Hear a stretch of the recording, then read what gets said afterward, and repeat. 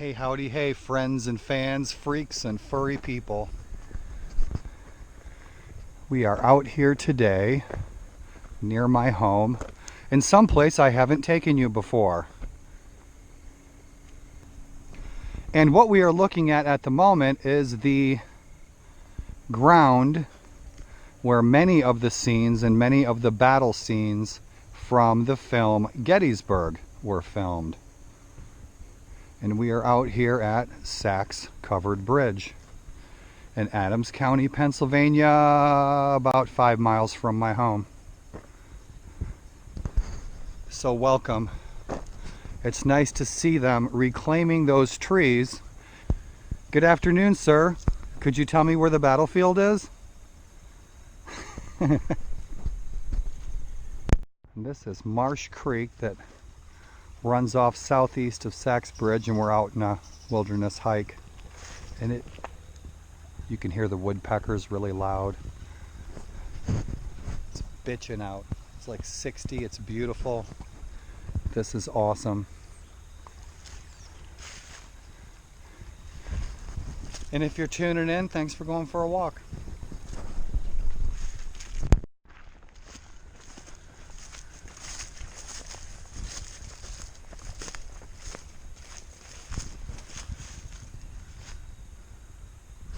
And of course, what you don't see here is any Civil War markers. You don't see any trails. You don't see any sidewalks. We're out here on an excursion into the past in the middle of nowhere.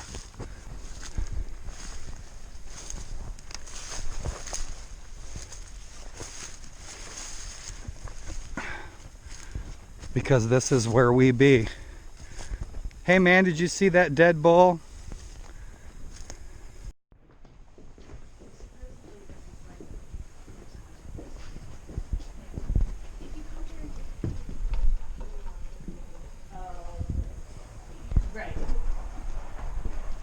Covered Bridge was built around 1852 at a cost of $1,544 and was about 9 years old when the Civil War began, and is one of 3 covered bridges remaining in Adams County. On July 1st, 1863, the bridge was crossed by the 2 brigades of the 1st Corps of the Union Army headed towards Gettysburg. The 3rd Corps also crossed the bridge heading to the Black Horse Tavern. 4 days later, the majority of General Robert E. Lee's Army of Northern Virginia retreated over the bridge after the Union victory in the Battle of Gettysburg. The infantry of Lee's army left the battlefield late on July 4th, while the retreating wagons were still crossing the mountains at Cashtown. Portions of James Longstreet's 1st Corps tramped across the Sachs Bridge en route to the Fairfield Road, which is today Route 116. Lee's army moved to Fairfield, where it divided and crossed the mountains through the passes at Fairfield and Monterey. Many people believe the bridge in the area to be quite haunted. Full body apparitions, disembodied voices, cold spots, and people being touched have been reported on more than one occasion from Sachs Bridge. And there are some times when people come out here in the middle of the night and they see a bunch of dead bodies dressed in Confederate uniforms, and it might just happen to be me and my friends having some fun.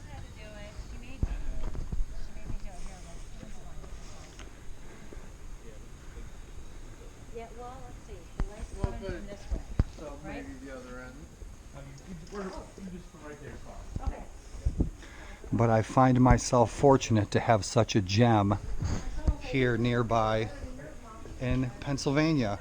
And this is one of 3 of the most historic covered bridges here in Pennsylvania.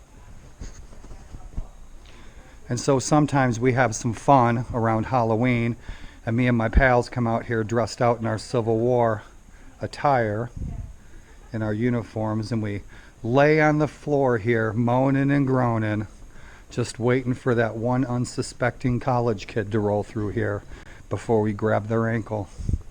And that's always fun. So welcome to Sachs Bridge.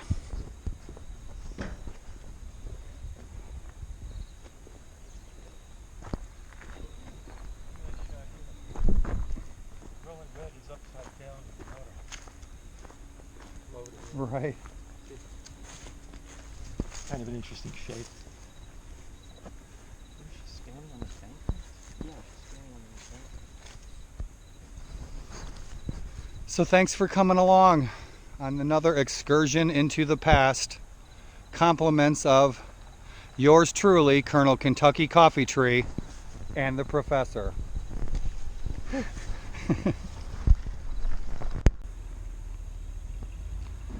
This bridge, Sachs Covered Bridge, was designated Pennsylvania's most historic bridge in 1938 by the predecessor of the Pennsylvania Department of Transportation, the Department of Highways. After a plan in 1960 to replace the bridge, the Cumberland Township officials voted to close the bridge to vehicular traffic while leaving it open to pedestrians. On May 9, 1968. It was listed on the National Register of Historic Places on August 25, 1980. One ghost story told about the bridge's haunted past includes 3 Confederate soldiers who deserted their unit and were caught. It is believed these 3 men were hung on this bridge as their punishment. An alternative explanation to the legend says there were 3 Confederate soldiers convicted of being spies and were hanged from beams in the covered bridge, and Union soldiers patrolling the area discovered their bodies. Their spirits were said to haunt the bridge. Other reports had people claim they sometimes smelled General Lee smoking his pipe when they were standing on the bridge. And I have been told far and wide over the last 15 years that I've visited Gettysburg consistently, monthly, that those stories are horseshit. Now across the water over in those woods, I have seen with my own eyes shapes moving around, and I've heard the whispers of many men. What it could be, I do not know, and I assure you I wasn't drunk.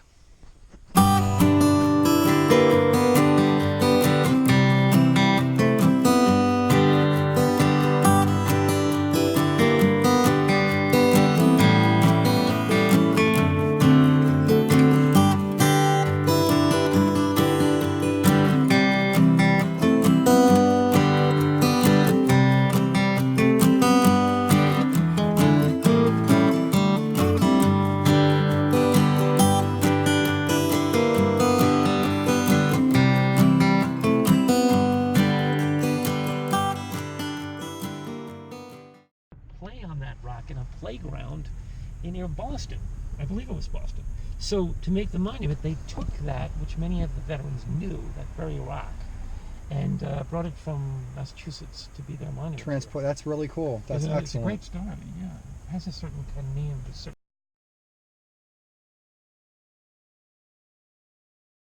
So we do now know, and Gary, correct me if I'm wrong, that the 11th Mississippi made it here to the Bryan Farm. Which, if you look visually, this is actually the furthest place, the furthest spot that the Confederacy reached during this battle. Is that one of the facts of the new book? Missed an intimate, in-depth discussion of the difference between dungarees, trousers, and pants.